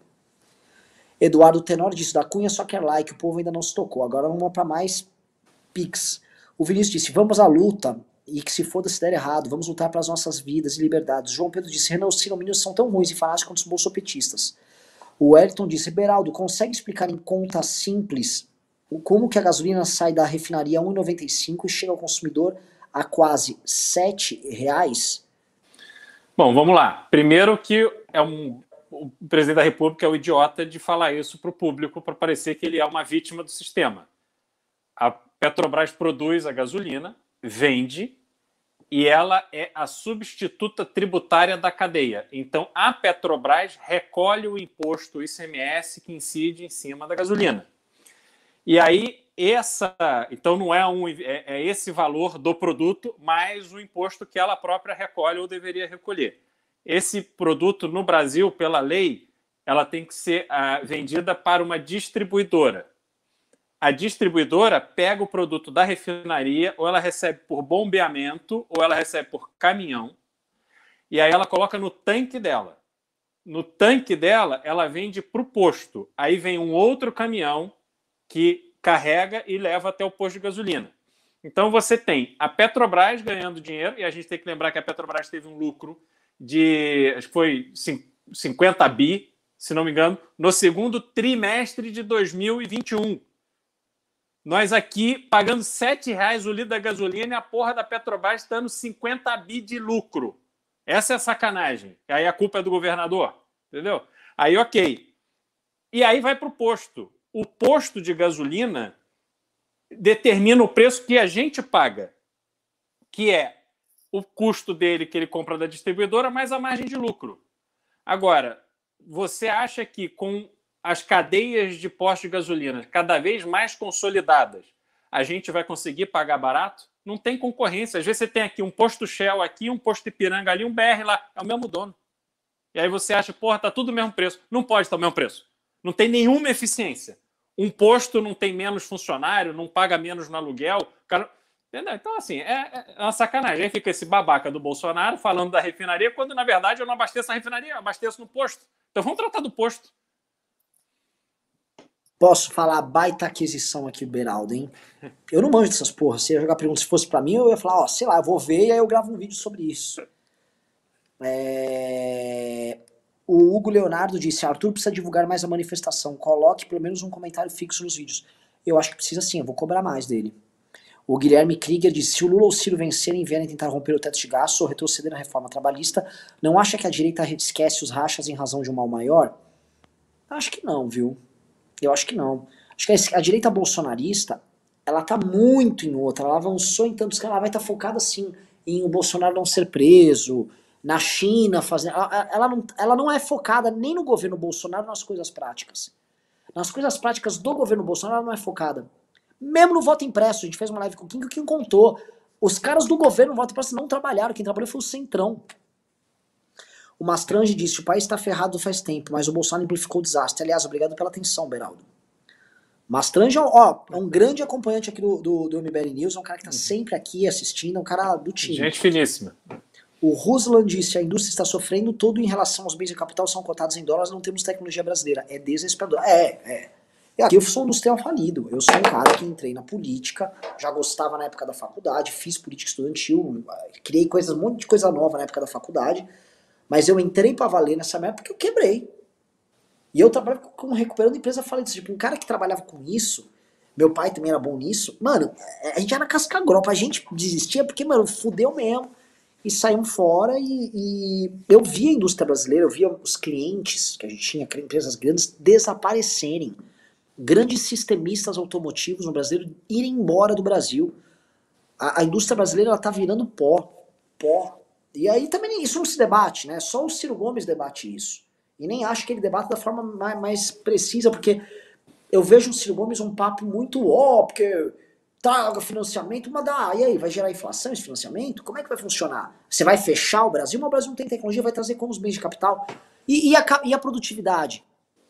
Um funcionário brasileiro com as leis trabalhistas aqui, ele não se adequa para competir com um coreano e tal. Como é que vai funcionar isso?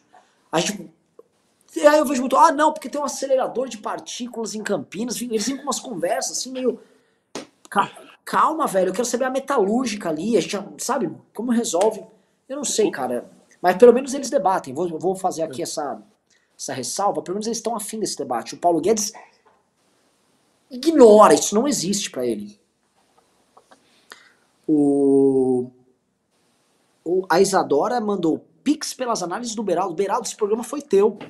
O Felipe falou, não cai no papo do Cazu, ele é comunistinha liberal infiltrado da China.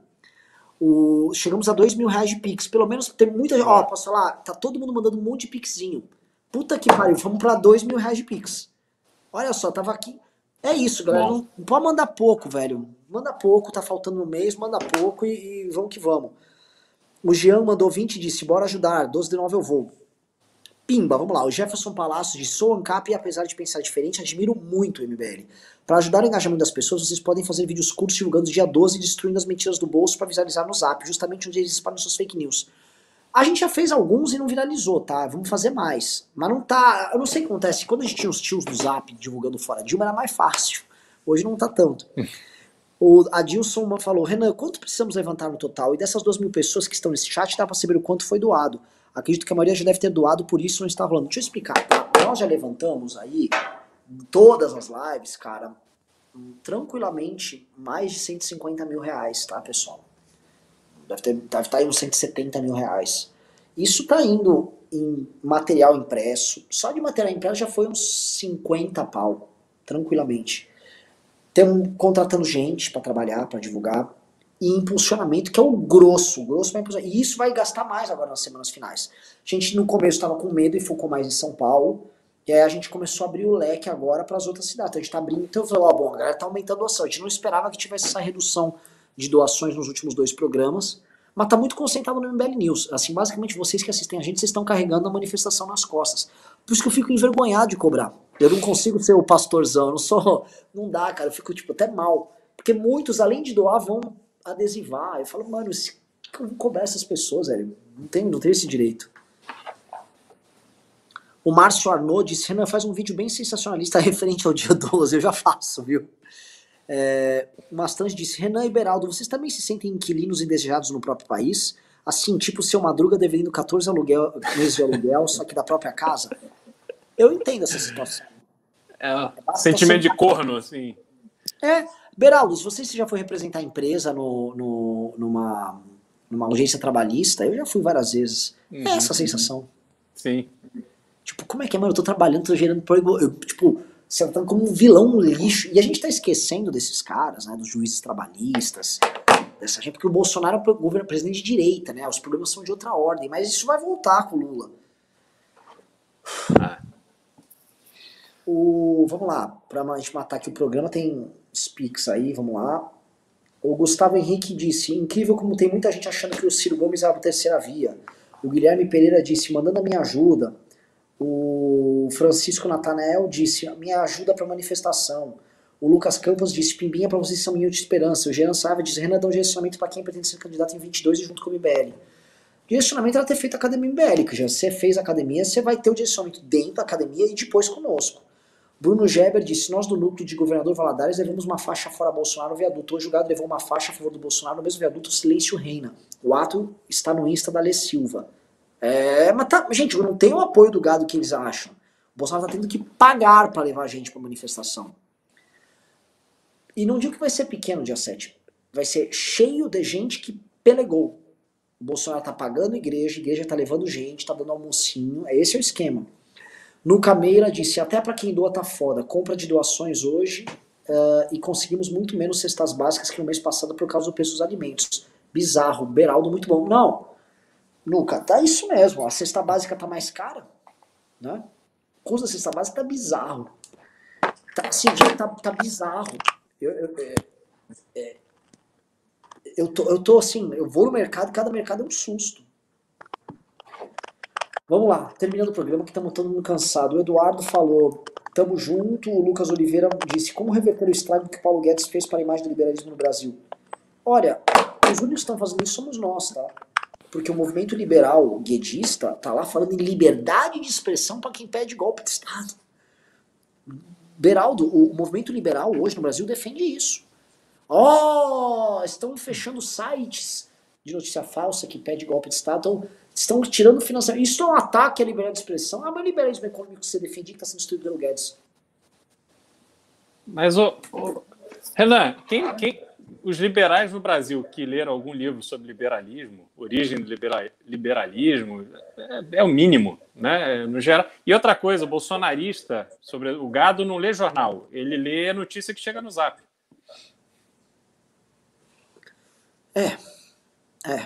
E eu fico chateado, porque é a terra arrasada mesmo. Mas disso há de surgir coisa nova. Pessoal, não vou cobrar mais Pix de vocês hoje. Hoje mandaram 2.236 de Pix. Agradeço demais, tá? Quem doou. Fico triste que, não conseguimos bater pelo menos 3.000 hoje. Mas lutamos, cara. Estamos continuando lutando. Estamos cansados, pessoal. Cansa mesmo o trampo nosso, mas... subiu para 2.615. Obrigado. Tentem chegar a 3. E, Beraldo, manda um recado aí, especialmente sobre São Paulo agora, cara. Sobre Arthur, sobre a viagem que você está fazendo. É muito emblemático na live aí do hotel da turnê. A gente... Essa experiência é uma experiência realmente transformadora da minha visão em relação ao estado de São Paulo. Ter contato com o resultado de um trabalho que colocou São Paulo à frente dos outros estados do país, assim, de longe, e não estou falando de um trabalho recente das últimas décadas, mas estou falando do último século, mais de século. E paulista é um povo guerreiro, é um povo trabalhador, empreendedor, sobretudo, que conseguiu fazer disso aqui uma referência para o Brasil. Então, isso é muito bacana da gente circular e ver que São Paulo está muito melhor do que outros estados do Brasil, mas a gente vê também que a gente não pode olhar para baixo, a gente tem que olhar para cima. A gente tem que trabalhar para que esse estado consiga resgatar a indústria, resgatar o emprego e se fortalecer nos talentos que o estado tem e que, sobretudo, despertar o orgulho do paulista em relação ao seu estado. Isso também é um trabalho muito importante, que vem de resgate da história, enfim, é um longo processo para fazer isso, mas a gente tem que trabalhar com isso. Então, para mim, está sendo uma aula de São Paulo, está sendo uma aula de Brasil também. Circular pelo estado de São Paulo, ainda mais na companhia do Rubinho, do Arthur e de tanta gente boa. Tem sido, assim, conhecer pessoas incríveis, tem sido realmente uma aula de Brasil. A gente vai chegar na eleição do ano que vem realmente pronto, com consistência, para pleitear o espaço que a gente está buscando para governar o estado de São Paulo. Olha, eu espero isso porque, assim, Beraldo, a gente está trabalhando nessa luta contra o Bolsonaro, é uma luta muito inglória, né? É uma luta muito triste, porque a gente está tirando do poder um erro que se aproveitou de uma construção muito bonita que a gente fez nos últimos anos, foi a queda do PT, a defesa das ideias liberais, e tudo isso deturpou, não só na canalice do Bolsonaro, né? Mas quando a gente olha, e vocês estão assistindo aqui, nesse encerramento, a quantidade de pilantra, de oportunista que entrou, e aí fica repetindo chavões liberais, chavões conservadores, sendo que não são porra nenhuma disso na vida privada e só estão se aproveitando. Esse bando de Caio Coppola, essa gente horrorosa, esse bando de Rodrigo Constantino, essa massa de oportunistas se aproveitou de tudo isso para chegar ao poder e estão gastando toda essa construção política num curto prazo mais baixo, que são os gastos, os ganhos que eles podem ter, seja com SECOM, seja pendurado no governo, seja obtendo o like, o votozinho com esses caras. Isso é muito, muito, muito nefasto. Então a gente olha isso e a única coisa que nos resta é a construção boa que a gente conseguiu ver na eleição de 2020 ali com os meninos em São Paulo, no trabalho do Kim e de algumas outras poucas lideranças ao redor do Brasil que tem, mas aqui em São Paulo que a gente vem construindo um movimento é muito legal. É muito legal que, assim, é isso, você tá hoje fazendo essa turnê, e você tá com o Rubinho, que é vereador, o Arthur, que é federal, que é estadual, o Kim, que é federal. No fim de semana, vai estar essa galera colando adesivo na parede, chamando pra manifestação e saindo esgoelado e rouco da manifestação, junto com o militante.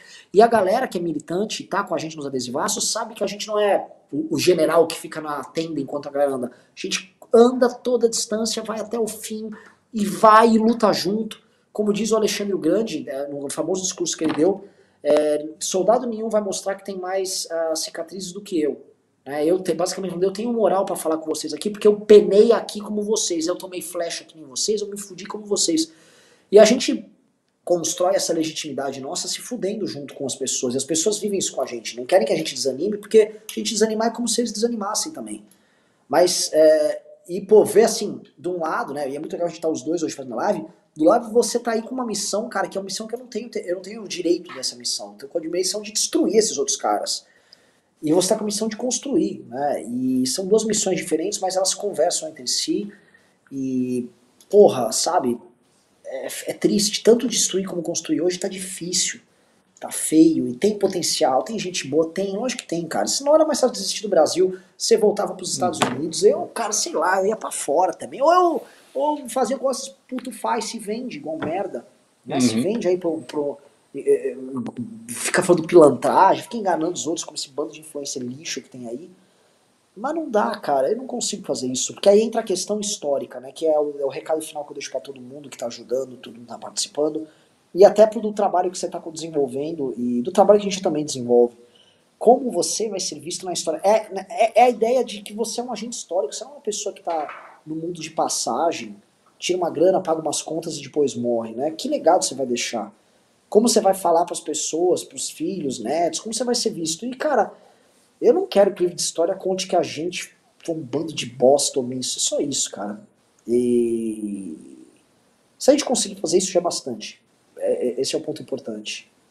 Então, Beraldo, obrigado. Desculpa aí a live ter se estendido, né? Não, imagina. E, Renan, essa história do que eu estou vivendo hoje, e de estar aqui com você, e de estar nessa luta pelo bem do Brasil, pelo bem de São Paulo, não tem demagogia nisso que eu estou falando. Mas essa é a história que eu quero contar para os meus filhos. Essa é a história que eu quero, é o exemplo que eu quero deixar para frente. Porque se permanentemente, ao longo da vida do Brasil, não tiverem pessoas que, contra tudo e contra todos, acreditem nas suas ideias e sigam adiante, a gente vai ladeira abaixo. Exatamente, galera. Muito obrigado, Beraldo, obrigado por todo mundo que doou. Deu praticamente R$3.000. Eu sei que o esforço agora no fim do mês é muito mais difícil. Obrigado, galera, e valeu. Vamos derrubar esse filho da puta.